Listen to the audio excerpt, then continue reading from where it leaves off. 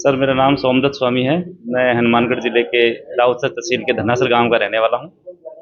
मैं पिछले 15 साल से यहाँ सीकर में रह रहा हूं। मैं सीकर जो है यहाँ पर ट्रांसफ़र करवाया मैंने। मैं हालांकि 98 से चिकित्सा स्वास्थ्य विभाग में लैब टेक्नीशियन के पद पर कार्यरत हूँ। तो मैंने बच्चों को पढ़ाने के लिए यहाँ ट्रांसफ़र कराया था और मेरे बच्चे जो है यहाँ प्रिंस स्कूल में पढ़ रहे थे। और वहाँ जो मेरी पोस्टिंग है वो यहाँ जिला कारागार सीकर में हो गई। यहाँ पर एक जेल डिस्पेंसरी है, उसके अंदर हो गई। अब इतना सारा टाइम था कि वहाँ पर पढ़ने का और कलाम इंस्टीट्यूट का एक इनोग्रेशन था, तो मुझे भी ऐसे हुआ कि बच्चे को तैयारी करवा लेते हैं, तो यहाँ से पूछताछ करते हैं। मैं वहाँ पे गया तो वहाँ पर मुझे मुकेश जी सर मिले।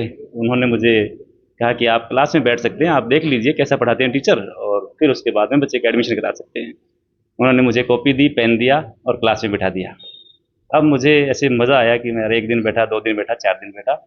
उसके बाद में मुझे ऐसे लगा कि अगर मैं भी पढ़ सकता हूँ।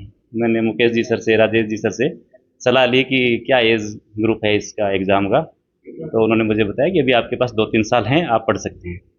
तो उस समय 2018 की वैकेंसी आई थी और मैंने पढ़ाई शुरू कर दी। मेरा और ये और बता दूं मैं कि मैंने ज़िंदगी में कोई भी एग्ज़ाम जो है आरएस के अलावा नहीं दिया है।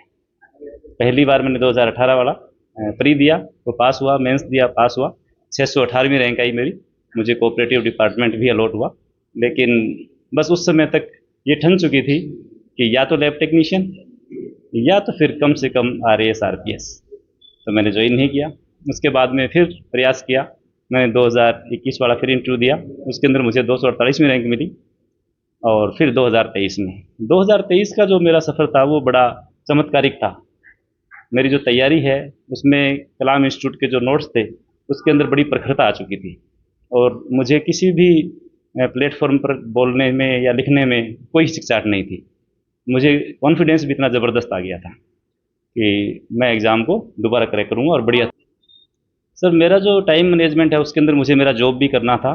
मेरे बच्चे भी अबाउट 20 हैं, बराबर के हैं, तो थोड़ा टाइम उनको भी देना पड़ता था।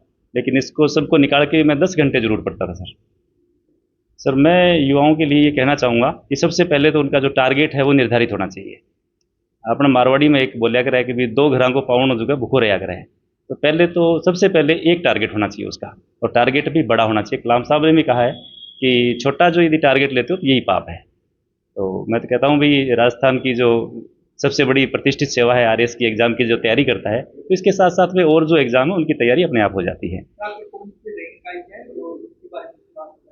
सर ये 2023 के अंदर मेरी 68वीं रैंक है और इसके अंदर मेरे जो संस्थान है कलाम का, इसका 100% योगदान है। मैंने जो कुछ भी सीखा है वो सब कुछ यहीं से सीखा है। धन्यवाद।